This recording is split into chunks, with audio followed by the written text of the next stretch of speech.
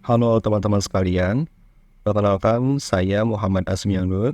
Pada kesempatan kali ini saya akan menjelaskan terkait cara melakukan uji validitas dan reliabilitas dengan menggunakan Microsoft Excel dan juga SPSS. Pada pertama kali kita akan menggunakan Microsoft Excel dulu untuk mencari nilai validitas dan reliabilitasnya. Pada kali ini saya sudah menyiapkan data, hasil pengumpulan data, yang mana ada 20 kuesioner yang menggunakan skala Likert dengan diisi oleh 40 responden. Nah, pertama teman-teman harus mencari dulu nilai total dari setiap isian respondennya. Caranya, teman-teman bikin kolom total, kemudian masukkan rumus, sum, kemudian teman-teman blok dari soal pertama hingga soal ke-20 pada responden yang pertama. Kalau sudah, tekan enter, kemudian teman-teman gerak hingga paling bawah. Ini udah ketemu nilai total dari setiap jawaban responden. Nah, langkah selanjutnya kita akan mencari nilai L hitung. Caranya, teman-teman bikin baris dulu untuk L hitung, L tabel dan juga keterangannya. Kemudian masukkan rumus sama dengan Corel, buka kurung, teman-teman blok dari pertanyaan pertama dulu, teman-teman blok sampai 40 responden. Kemudian teman-teman kasih titik koma. Kemudian teman-teman blok kembali pada bagian kolom totalnya. Nah, catatannya pada kolom total dikasih pengunci dengan memberikan tanda dolar ke setiap item yang masing-masing seperti kayak gini. Tujuannya agar ketika nanti di draft untuk rumus bagian total dia nggak berubah, dia akan tetap di sini aja. Oke, ini udah kita tekan enter. Nah, langkah selanjutnya tinggal kita drag ke samping untuk menemukan L hitung dalam setiap kuesionernya. Kita drag hingga ke samping, ini udah muncul nilai L hitungnya. Langkah selanjutnya adalah mencari nilai L tabel. Untuk mencari nilai L tabel, tinggal kita buka tabelnya aja. Ini kita ada 40 responden, kita ingat dulu 40 responden. Kita buka L tabelnya. Nah, di sini kita menggunakan signifikansi 5%. Maka untuk N40 dengan signifikansi 5%, maka L tabelnya adalah 0,312. Kita masukkan 0,312. Ini mudah, tinggal kita drag aja. Kita drag ke samping lagi hingga ke kuesioner ke-20. Udah. Nah, untuk menentukan dia itu valid ataupun tidak, ada asumsinya. Jika L hitung lebih besar daripada L tabel, maka valid. Namun, jika L hitung lebih kecil daripada L tabel, maka tidak valid. Maka kita harus bikin rumus dengan if. If L hitung lebih besar dari L tabel, kita kasih titik koma, kita kasih jawabannya, maka valid. Kita kasih titik koma lagi, namun jika bukan dari itu, maka tidak valid. Kita kasih dulu, tutup, kita enter, dan ini muncul. Tinggal kita drag ke samping. Kita drag ke samping, dan udah ketemu jawabannya. Artinya, dari 20 kuesioner ini, kuesioner pertama valid.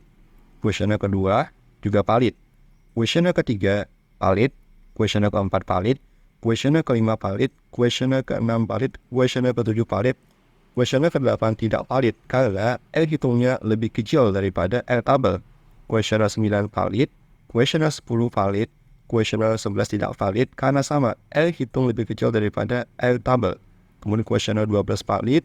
Kuesioner 13 valid. Kuesioner 14 tidak valid karena juga sama, L hitung lebih kecil daripada L tabel.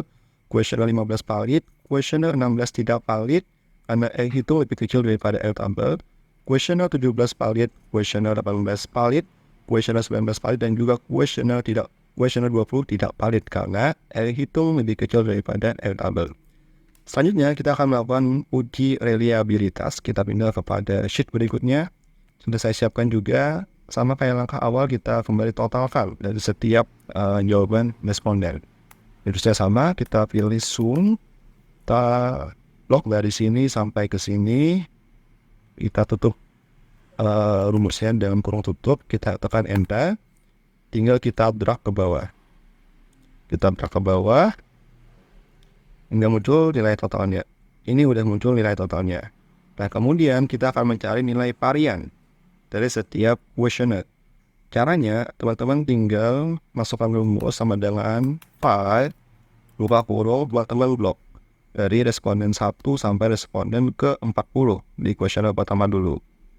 Ini sudah kita blok, kita tutup kurung dan kita tekan enter. Selanjutnya,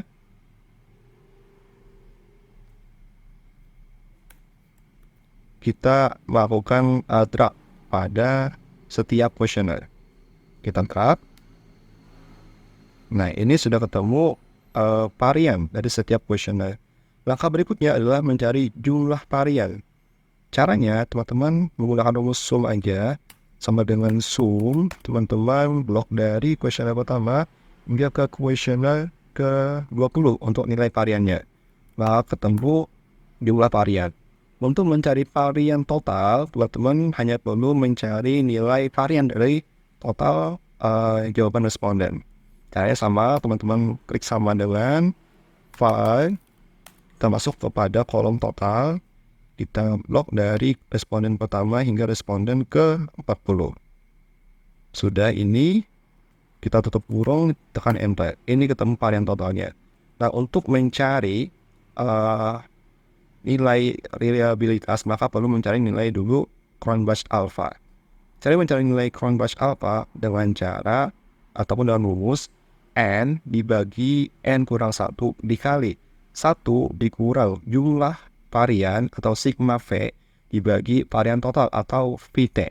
Kita masukkan rumusnya. Maka sama dengan N-nya adalah 40 dibagi 40 kurang 1, 39 dikali buka kurung 1 dikurang jumlah varian, kita klik aja ini, kemudian dibagi varian total, kita klik ini, kita tutup kurung dan sama dengan ini ketemu nilai Cronbach alpha-nya yaitu 0,82 sekian. Kita coba sederhanakan saja, kita kurangin komanya menjadi 0,82.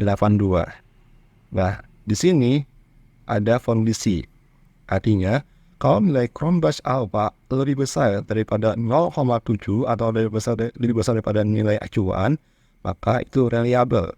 Tapi kalau nilai Cronbach alpha lebih kecil dari nilai acuan atau 0,7, maka tidak reliable. Kita coba bikin rumusnya. If nilai Cronbach alpha lebih dari 0,7 titik koma reliable. Kemudian kita kasihkan titik koma lagi kalau bukan itu tidak reliable. Tutup kurung dan jawabannya reliable. Artinya untuk data ini dia reliable karena nilai Cronbach alpha-nya 0,82 lebih besar daripada 0,72. Sekian untuk cara melakukan uji validitas dan reliabilitas dalam menggunakan Microsoft Excel. Selanjutnya adalah cara menentukan nilai uji validitas dan reliabilitas menggunakan SPSS. Silakan teman-teman pindahkan dulu data dari Excel tadi ke SPSS yang mana ada 20 item questionnaire dan 1 item total dengan 40 responden. Nah, kita akan memulai dengan uji validitas dulu. Caranya, teman-teman pilih Analyze, kemudian pilih Correlate, pilih Bivariate. Nah, ini teman-teman Ctrl A, setelah teman-teman pindahkan ke kolom variables.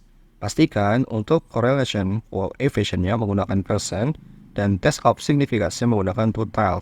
Kalau sudah begini, sekarang teman-teman klik OK. Nah, dia akan muncul hasil korelasinya. kita akan menggunakan nilai signifikansi, yang mana kita menggunakan signifikansi 5% atau 0,05. Dengan asumsi kalau nilai signifikansi hasil uji validitasnya itu lebih kecil daripada 0,05, maka itu valid. Tapi kalau lebih besar daripada 0,05, maka tidak valid. Kita cek satu persatu, ini valid, ini valid, ini valid, ini valid, ini valid, ini valid, ini valid, ini tidak valid karena lebih besar daripada 0,05. Kemudian ini valid, ini valid, ini tidak valid karena lebih besar daripada 0,05.